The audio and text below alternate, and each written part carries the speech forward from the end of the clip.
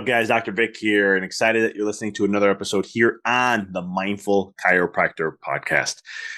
This episode, I wanted to talk some about it because this is something that chiropractors, we're not the greatest at. I'm not saying all of us are in this category, but it has to deal with marketing and marketing principles and how to market from a digital marketing standpoint to looking at things from a social media purpose specifics to building a referral practice, systems in place to build referrals, different ways to do things. And a lot of times in business, I've been coaching business owners now for 4 years. And I'll tell you, it's the same thing in their arena. They get overwhelmed with a lot of things because it's so much that there's out there. And they're like, what do I start with? What do I do? How do I get better with this? And so forth. And in this episode, I wanted to really get clear with you guys that this is the same thing that happens for chiropractors. At least the chiropractors I know I've talked to, chiropractors I coach. It's one of those things where marketing is sometimes a thing that, having that system in place and have that clear strategy is something that is missing and lacking. And so today's episode, I want to share a little bit of some context that you can use when it comes to marketing, when it comes to building your system. Because for me, as a chiropractor, when I was running my own office, I was very big about referrals. That was very important to me. That's the practice I wanted to have. I mean, the last couple of years of my practice, I had a 98% closing rate. I mean, that's no lie. How did I do that? Well, here's the thing, guys, play with the numbers. You get a referral from someone in your office, that referral has a 93% chance of signing up with you. Sometimes I would have them tell me, I don't need to go through the whole spiel. I just want to go ahead and get started care with you because so-and-so has been talking so highly about you that I'm just so excited to get started. And so when you understand that principle, that 93%, all I have is 5% more to go and I'm at 98. You can see how easy that is. And I had a referral practice. I'll be transparent. I practiced for 11 years. For 11 years, I was a referral practice. There was 6 months I did Facebook ads. 2 months of those, out of that 6 months, we got patients from it. The other 4 was kind of dried out. But, it's one of those things where we kind of stopped it because we're like, our referrals are blowing this out of the water. We're going to get out of it. We're not going to waste our money anymore. And so it's one of those things, that is understanding that first off, before I get into any system, before I get into anything like this is when I work with my clients that are chiropractors and even my clients that are business owners. It's the same thing. What do you enjoy doing? Right? What's your strength that you like to go ahead and do? What is the thing that you enjoy? And the reason why I say enjoy is because everything in life is energy. Okay. If you don't understand one thing about me, I always go back to the quantum world. I always look at things from a quantum perspective or spirituality perspective, energy perspective, a law of vibration perspective, universal laws. I come from that world. And so I'm always looking at things from that lens because here's the thing. You can do what business owners, business advice tells you to do. Just go and grind and master and learn it and do it and be repetitive and burn, grind and hustle and do it all day long and this and that, blah, blah, blah, blah, blah, blah, right? That leads to burnout, exhaustion, fatigue. And if you want to do that, go ahead. By all means, go ahead. I've done it. I know that life. I've mastered burnout. I mean, I haven't been burned out since 2017. Okay. And that's no lie. But before that, it was every 4 to 6 months. It wasn't fun. And the moment I stopped the burnout process, the moment I actually started to practice effortless success and start to trust the journey and all that, my back went out for 8 months. And that's because my body was so wired and so tense from just doing all the time that when I finally was like, oh, thank goodness. Then at that moment, my body said, okay, we're going to show you what you've been doing to us. And so the principles then is, understanding what do you enjoy? If you notice, a lot of my marketing that I do from a chiropractic was a little different, but for my business coaching and so forth is all via podcasts. I love being on podcasts. It energizes me. I share a message. I get content out there. I get to meet with other podcasters and I do my own podcast. I do this one and I have another one. I didn't need another podcast. The Mindful Experiment podcast that I have is ranked number 1, top 1% globally. It's 3 million podcasts globally. I'm in the top 1%. I'm happy with that. But there was another level to where I'm like, yes, but I want to be able to I created the division last year to start coaching chiropractors. And now I'm looking at how can I help share? And my podcast is one of those things. And starting in January, we're going to start doing interviews. We probably won't be released till February. We're going to start interviewing chiropractors to share the chiropractic story and show how beautiful we are and how unique we are. At the same token, share our struggles, that we're not alone. And then what are things that we can do to help evolve? And people I'll have on the show, I'll be also tying in my mindset stuff with them and having a great dialogue. So when it comes to the things you enjoy, okay, you got to find what you like, and let's go down that whole entire list, right? So is it video productions, creating videos? Is it content, is it writing blogs, right? Is it creating YouTube videos? Is it writing long articles that are research based and so forth? Is it creating podcasts? Is it just talking with your patients and asking referrals from there? There's so many different ways you can educate in your office with whiteboard topics and things like that. There's so many ways of what you can do. It's just, what do you enjoy doing? Okay. Now I'll share a little bit about me, so that way, and again, I'm just sharing what I did that I enjoyed. And because it was successful is because I enjoyed it. Now understand I want to be very clear on that. So like for my office, we were strict referrals. Now, did we ask for referrals? No. Why? Because I didn't like doing that. Why? Did I have an issue with, asking? No, I had no problem with asking. I did it. I had a coach who had me do that, and it works. But for me, I had a different approach. I like something where it's what is it called? Not permission marketing. I think it's called permission marketing. But anyhow, but what it is I love educating. Okay. I love teaching. I love sharing things to help people be more empowered. That's something that I'm very passionate about. Okay. So in my office, I had a very thorough education system. I used to have an education system that was all structured and scripted, right? Day this, on this visit, on this time, at this thing, I'm going to share this story, right? Very robotic. I'm not that type of person. For me, I wanted to be more authentic. I wanted to have it more just come up in conversation. And so what I started to do was, as I met my patients where they are and educated from where they were about the power of chiropractic, what it can do, and then also teach other things that we did in our office. We had nutrition and other things that we did. And what was interesting is through the education process, through just my normal, just when I say education, I'm talking just the beginning of day one, educating through the consult, teaching them what subluxation is, how it's relating to consciousness, light, and life, talking about how chiropractors don't treat any condition, illness, symptom, or disease. And I love to say that I tell them right on day one, I'll tell them that. And they'll look at me and sometimes I'll be like, I see the deer in the headlights look, right? I understand. Sounds a little puzzling why you're here, correct? And they're like, yeah, I'm kind of questioning that a little bit. I say, you have to understand that chiropractic, it's its own realm. Chiropractic works on the brain and how the brain is, expressing light, consciousness, information, and so forth. When I help improve that, the whole entire system improves. And when we continue to improve the entire system, eventually over time, whatever that condition, that illness, or symptom, or disease is going to go away. Because in chiropractic, there's not an adjustment that works with one thing, right? And some people say, that's not true, doc. We had the Windsor studies and, C3 works with sinuses and L3 works with prostate and, T1 through 4 is the heart. And I'm like, I totally understand that. I understand. I've read the studies. I know that. The point I'm trying to make is, though, what you don't know is that, yes, C3 may affect the sinuses, or C2 for that matter, but what else is happening because of that? What about the vagal tone stimulation, right? What about the neural calming? What about this, balancing of the autonomic nervous system, right?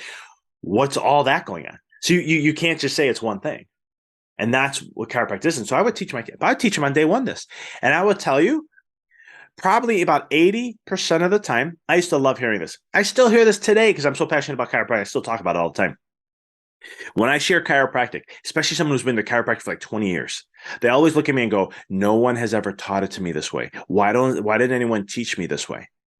And I look at them and I just say, unfortunately, it's been the aspects of what chiropractic really is and what we come from. It's kind of been like a lost art. And unfortunately, in the school systems and everything, and I'm not going to get into all that, but I'd walk them through it, and I'm brutally honest about it. And it's one of those things where just that first day one, day two, that usually will inspire them to be like, hey, you know what? Would this help? And so. I remember I had a 14-week pregnant mom in the office going through the whole process, talking about what we're going to do for Webster and the Webster analysis and all the advanced stuff that I was going to do and look at things. And she was just so impressed with the thoroughness and the system process that I was doing and how I was educating and walking her through it. She looks at me and she goes, my son has a rare genetic disorder. Can this help him? And I always, whenever I hear that, I'm always like, listen, what I do know is this, and I'm going to be very truthful with you and honest and transparent. I know that the body does better without interference than it does with. And that's the only thing I can go on. He has genetic stuff. There's things that can go on there. I don't know his whole history, even with everything, knowing everything with the genetics. I don't know if I'm going to be able to, but I know that I can help him regardless because of that one principle. She's like, I want to bring him in after I go through when I get started. I said, beautiful, let's do it. She also brought in her husband and, the whole family started to come. That's 3 people I just got referred from a 2-day process, right? And so, but not only there, I educate all the time, but I do it organically. What that means is like, I do it in conversation. If they come up and bring something about a pain, or if they talk about something like this or something, they'll bring up stuff to me. I will educate and teach at that moment because for me, it's more authentic. I'm not being scripted. I'm not robotic. Now, I'm not judging people who do that. I used to do that, so I understand. And I'm not against scripts either. I think it's very good for systems and so forth. But at the same token, it's who I am and what I like. I don't care what any other chiropractor says. I don't care what anyone says. I know what I like. And this is how I run my practice. And when I became authentic in doing that, it just started to work better for me. Then all of a sudden, I got more referrals and I have to do much of the work. That's great from a marketing standpoint. That's great from an expense standpoint because you're not spending money on marketing. And I have to be in the office anyhow, right? You got to adjust anyhow, so why not teach? And every once in a while, we'll have a whiteboard topic. We'll have some sort of topic. And I'll tell you, I'll be honest, like half the time I'll even talk about it. If the patient brings it up, then I'll talk about it. But I'm not going to be like, hey, so today we're going to be talking about, I'm trying an iceberg. You ever remember an iceberg? You know what an iceberg looks like? You think that's this is what chiropractic is. And they can tell you're just doing that because you have to. And I did that for a couple of years, and it annoyed the hell out of me because it's not me. And again, it's not that I can't condition myself to be that way. It's just not how I like to do things. It's just like this podcast. I didn't. You may think I prepared for this podcast. I didn't. I just really just thought of a topic that I wanted to discuss with you, and I'm flowing with you right now. So everything's just coming out of me naturally at the moment. And this is how I do my podcast. I've done over 430 something episodes on my other one, and it's the same process. So when I interview somebody, I don't do any research on them. I mean, I know who they are if I'm going to allow them on, but after that, I don't do anything on there because I want to be in a flow state. And so that's one aspect. So when you're looking at your business, then again, you really want to understand, what do you like? Do you like doing videos? Do you like doing articles, blogs? Do you like creating YouTube videos? At least the content portion. You don't mean the editing may be a pain in the butt for you. Some chiros, they like doing the editing process, right? They love going through and editing and making it all nice and pretty and all that stuff. And hey, kudos to you. For me, I outsource that. It's not a fun thing for me. But it's one of those things where you want to look and see and be crystal clear on what is important to you and what do you enjoy. Because now let me get to the energy side of this. When you start to do what you enjoy and what you love to do, your consciousness, your energy, your vibe, your frequency, all that is at a higher level. Okay. Your mood's a lot higher. You're lighter. You're creating stronger signals in the universe. You can manifest things a lot easier. And this is what ends up happening when we do things we enjoy. When we do things that we don't enjoy, that lowers our vibe because in your mind, you're playing a game on yourself. I have to do this. Rather than saying, I get to do this, I have to do this. Right. And that whole conversation there is a whole mindset trick. And when we start to look at this from a different perspective, then all of a sudden we can really, it drains us. And it's going to affect you in some way, shape, or form. And that's going to lead to burnout and other issues. I know because I used to do everything before. I was doing blogs, I was doing articles, I was doing my YouTube videos, I was doing educational stuff. But in my office, one of the things when I broke away from all that, again, I like to teach, right? So it's a big thing for me. So I started doing workshops in the office. We would do 2 a month, right? And we did one online and we did one in person. The one in person was for the public because they never saw the office. I wanted them to come in and see the office. For the online one, it was for patients because patients sometimes schedules and so forth. And we made it flexible, and they had a 3-day replay. So if they wanted to look at it, And I would do 2 topics a month, and I loved doing those topics. And I continue to do those, and I was doing those for quite some time. Now, some people say, "Did you get patients from that?" Well, with my patients that were coming, it was more just part of the process of enjoying learning new stuff.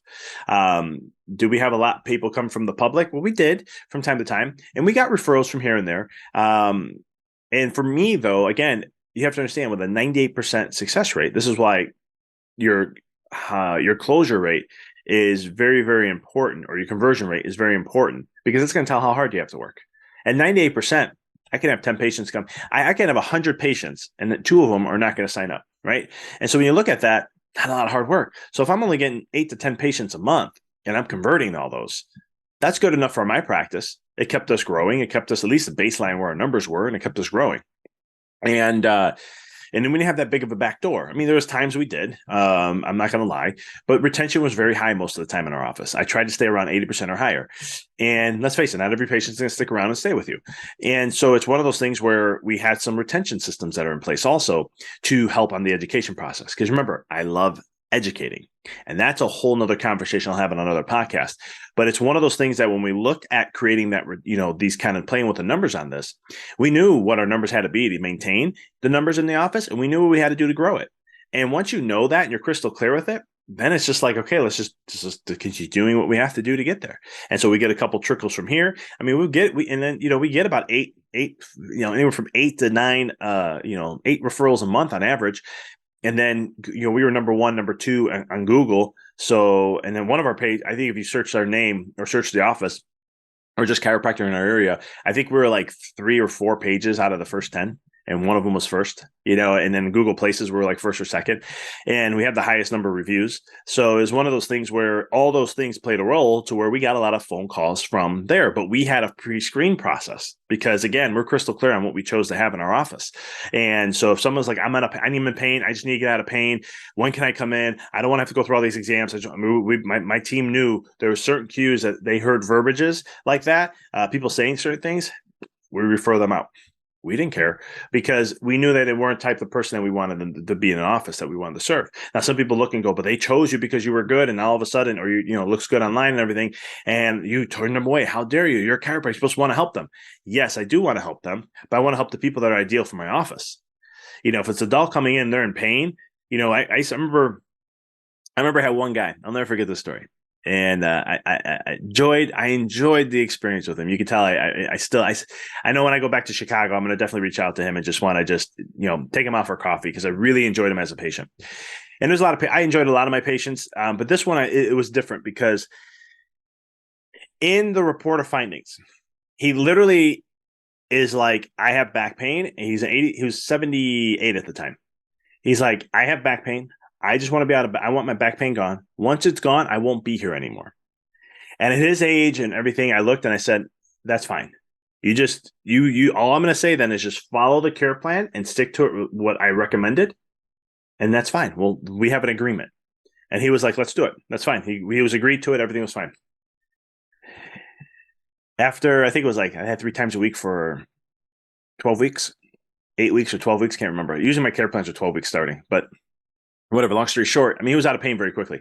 But long story short, that guy, I remember it was July 2017. I can remember all the dates. He stayed with us until we closed our office December 2021. He was with us for over 4 years.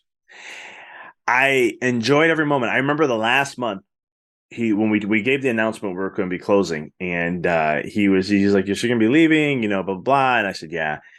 The next week, I saw him and I said, hey, I have a question. What made you stay? Because I'll never forget. I remember the report of findings. I remember sitting in that room with you, and you were adamant about that. You were not going to be here after you're out of pain. What made you stay? Because I enjoyed your time. He was a woodworker. He was teaching me things about woodworking. He made stuff for us every once in a while. He made these beautiful model things he would bring in. He had a very old. I got to know him as an individual, and I did that with a lot of my patients. But it was one of those things where, he was like, the reason I stay with you, Doc, he goes, 1, I liked you. You're personable. You don't cookie cut. You don't beat around the bush. You're very straightforward. You're honest. He goes, the other thing, you really helped me out. He goes, my back, you made it. I felt never better ever in my life. He goes, my shoulder thing that came up, well, you did work on that for me, and that cleared itself. And he's like, I just felt like I was in the right place and I was taken care of. And he goes, I never even thought about it. Now it's 4 years later. I can't even believe it. And that's the joy of lost my train of thought with all this, but it's one of those things where, just connecting and doing those kind of things. But coming back to the point, don't know why I was sharing that whole story. I got lost in it a little bit. But at the end of the day, though, you want to look at your practice and see what you enjoy. But here's the thing, choose one thing and start there. Too many times we get caught up in all the things we want to do. Slow it down. Your practice is a journey. It's not, we're too much in this sprint mentality, right? Where it's like, I made this much, I got this many visits in this much time. I'm freaking super successful. Yeah, I understand how that goes. I've talked to chiropractors who blew up very, very short. And then they realized, I wish it was it was nice financially, but the rest of my life was chaotic. And then they had to rebuild new systems and learn new systems to get it to what mattered. For me, I always thought I wanted to have more numbers. I came from a group practice when I was a student, and they're like, "Oh, our average chiropractor see 500 a week," and blah blah blah blah blah. And I was talking to all some of them, and they're like, "We're going to get to 1,000 a week, and this and that." So I was a big number guy. I wanted to get to that high volume. There came a point in my life, though, where I started to hear about chiropractors, 10, 15 years out, burned out, their bodies are beat up, and they really have some physical stuff going on. And I was like, that's not going to be me. I was like, I'm going to have a 250, 300 a week practice. That's all I care about. And I go, I'm going to make over 1,000 an hour. And that's what I want. So yeah, I don't catch the, 7-figure practice. I never had it. I was close, but I never had it. So some people say, well, you're not a 7-figure practice person. You don't know how to create that. And it's like, have I helped some chiropractors get to 7 figures? Yeah, I have. Because again, it wasn't my motive. My motive was a different process. So getting back to everything that we're talking about here from a marketing standpoint, what matters most to you? That's what I'm trying to get at the end of the day. What matters most to you? Start there and get good at that. If you need help with some of this stuff to grow your business organically, to make it happen effortlessly, yes, there's ways to do this effortlessly. I teach a lot of this. I'm giving you like a little snippet of what I teach clients. In order to do that, if that interests you and you want to level up in your practice for 2023, we got 2023 is coming right around the corner here now. Connect with me. Reach out. Send me an email, drvic@visitthewellnesspath.com or empoweryourreality.com.